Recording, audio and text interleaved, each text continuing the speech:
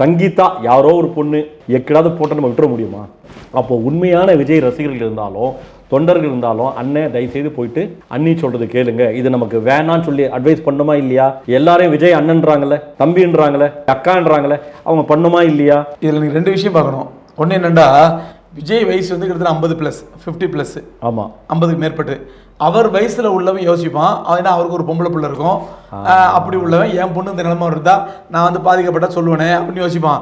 இவருக்கு ஆதரவு கொடுக்குற பூரா பைத்தியம் பிடிச்சாலும் பூரா விசில் அடிச்சா குஞ்சுங்க, நிறைய ஓட்டு போடுற வயசு வராது பசங்க விசில் அடிச்சா குஞ்சுங்க குஞ்சு. ஆமா, அதான் அவருக்கு விசில் கொடுத்துருக்காங்க, அன்பளிப்பா கொடுத்துருக்காங்க. விசில் அடிச்சா குஞ்சு, கோழி குஞ்சுங்க.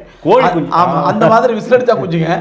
இவனுங்க எல்லாம் 18 வயசு கீழே, 20 வயசு கீழே, 22 வயசு கீழே. இவனுக்கு என்ன மெச்சூரிட்டி இருக்கு, என்ன பக்குவம் இருக்கும் அண்ணியோட வாழ சொல்றதுக்கு? இவனே அந்த மாதிரி லைஃப்ல உள்ளவன் தானே. இவனே அந்த பருவத்தை வழிகட்டு வர பருவம் தானே இது. இவனே அந்த மாதிரி வழிகட்டு வர பருவம் தானே. எந்த பொண்ணை பார்த்தா ஆசை வர பருவம் தானே.